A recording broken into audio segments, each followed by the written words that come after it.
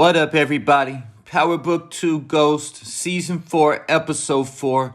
Noma went to talk to Davis McLean about solidifying one of her businesses in the States, a jet part company that she established in Italy. Keeping in mind that Noma's fiancé Mecca had a fleet of jets and private planes, so possibly it was through Noma's connection that Mecca was hooked up with his planes. Like Noma and her ex-husband Lombardi had legitimate fronts, so did Mecca, even though we didn't find out what his was because the news called him an international businessman after his death. Noma went on to tell Davis that she needs government contracts to replace those that she lost overseas. Again, bringing up another question of why she lost her contracts from overseas. We know that she's in the States right now because Italy's too hot for her after killing Lombardi. But would this cost her her government contracts though? Because I don't see Noma handling the day-to-day business anyway. So there's potentially more heat in Italy for Noma right now than what meets the eye. Noma told Davis that she doesn't have any of these kind of relationships in the States with anyone who has that kind of access.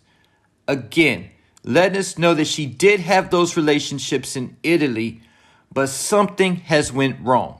A few days ago, I mentioned Lombardi's connection at the top of the Sicilian mob Cosa Nostra, and they most likely had political ties as well. So her relationships most likely came through her marriage with Lombardi, as well as it looks like his death potentially ended those relationships at the same time. So Davis went on to tell Noma that she would need to talk to Wiley Adams and that he works in Senator Lynn Carmichael's government liaison office. Davis told Noma that his tentacles reach everywhere, and for the right price, he'll play nice with others. Davis went on to tell Noma about a charity event that the mayor was throwing that Wiley Adams would be at, where she would be given a chance to talk to him. But this is where things get very interesting. Davis went on to tell Noma about Wiley Adams' gatekeeper, a young kid named Kevin Grant, saying Grant was a hood kid made good, can't be wooed easily, and he could smell the bullshit coming from as far north as Albany. So Noma got Kane to go to the ball with her to distract Kevin Grant so she could get to talk to Wiley Adams. At the ball, Noma told Kane that she had to impress Wiley Adams, who is a criminal broker, and that he had pull with the department in charge of granting government contracts. Then she let Kane know that he needs to keep his aide, Kevin Grant, occupied, letting Kane know that Grant is a real ball buster and that he doesn't let anyone unauthorized around Adams. Noma said that Grant was born and raised in the Bronx and that he's rough around the edges, like Kane. Kane was initially able to strike up a conversation with Grant and get him distracted by mentioning that the ball don't serve Henny, which is something to also keep in mind.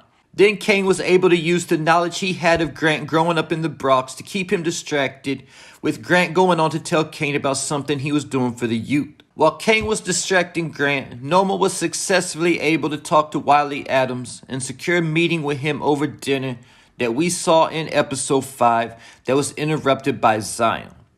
But Wiley Adams' primary concern concerning Noma is her U.S. citizenship. At the time of viewing this episode, this scene seemed like it had little significance to the show, adding this new storyline and characters, with this being the final season and all. And even if there is some significance with Noma and Wiley Adams and learn about her U.S. citizenship status, what was the point of introducing Kevin Grant? Keep in mind that Power rarely introduces a character for no reason. Even if it seems like there's little significance in a character's introduction, they tend to come back into play at some point in time. And with Kevin Grant, it's no different. Because this wasn't even our first introduction to Kevin Grant in the Power universe, either though this is the first time this character has been given a name. In Season 1, Braden had Kane's name in his mouth, so Kane abducted both Braden and Trace and made them move work in the streets like corner boys. And Braden got the trap jumping as he saw a group of 3 guys standing on some steps talking, one of those guys being Kevin Grant. And Braden broke the ice with them by pulling out a blunt and smoking it with them. And like I said, very similar to how Kane was able to break the ice with Grant by talking about Hennessy. Once Brady smoked the blunt with them, he showed them the work, and they made a few calls, and the work was gone by the time Kane pulled back up around to pick Braden up. So a question to ask is, why bring this character back into the storyline now, working for Wiley Adams? Then we got to look at his last name and his possible connection to any OG Power characters, specifically Kiesha Grant.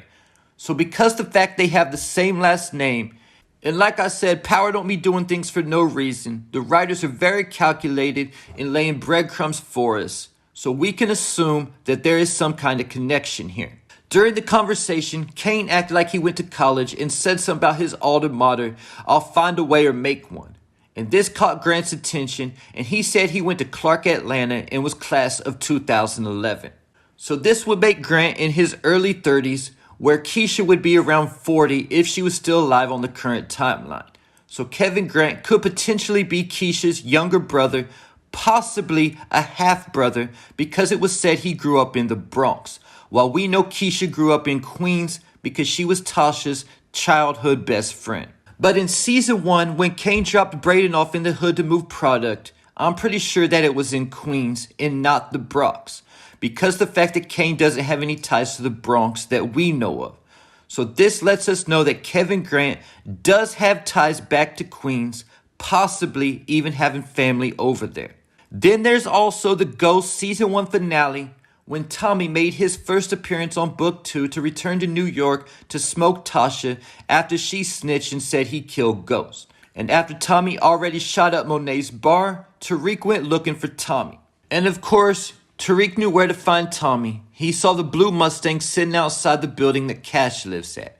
But notice that the neighborhood that Tommy visited Cash at looks like the exact same neighborhood that Kane dropped Braden off to move that work.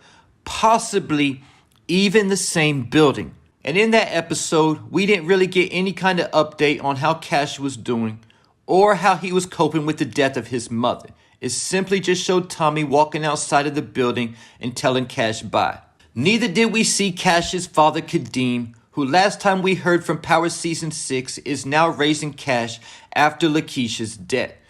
But also keep in mind that it was said in Power that Kadeem was an unfit father who was always in and out of prison, and it would only be a matter of time until he went back inside. So with that said, there's a chance that Kadeem has been locked up again since Power Season 6, leaving Cash alone with no mother or father to raise him.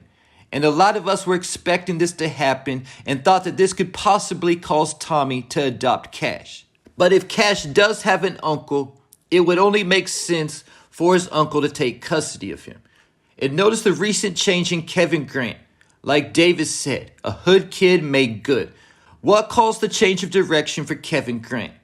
Is it the fact that he's now responsible for raising Cash and setting a good example for him? Also keep in mind that Kevin Grant was talking to Kane about the program that he set up for the youth. Is Cash Kevin Grant's motivation for doing this after seeing everything that Cash has been through, losing one parent to death and another parent to the prison system? And I'm not sure if it was ever said in Power if Lakeisha was ever married to Kadeem. But if she was, then Grant might not even be Keisha's maiden name, and Kevin Grant might actually be Kadeem's brother or half-brother. Then also add in the fact that Cash's mother was killed by Tasha St. Patrick. So bringing Cash back into the storyline, possibly for the next spin-off, would add an interesting dynamic, especially if he's still looking for answers about what happened to his mother. And there you have it. Leave your thoughts, theories, and predictions in the comments.